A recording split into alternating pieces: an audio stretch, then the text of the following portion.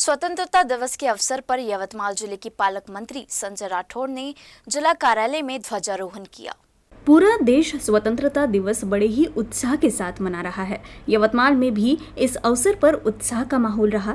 जिले के पालक मंत्री संजय राठौड़ ने ध्वजारोहण कर राष्ट्रीय ध्वज को सलामी दी। इस अवसर पर बोलते हुए संजय राठौड़ ने कहा कि मुख्यमंत्री माझी लाडकी बहन योजना के लिए यवतमाल जिले से 4,60,000 बहनों का पंजीकरण होने की जानकारी दी।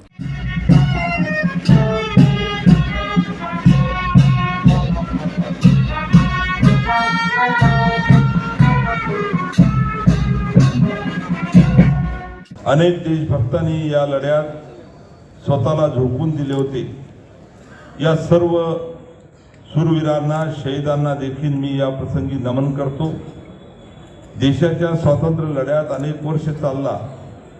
काहींनी शांततेच्या मार्गाने तर काहींनी क्रांतिकारांनी आक्रमक भूमिका स्वीकारत स्वातंत्र्यासाठी महत्त्वपूर्ण योगदान दिले।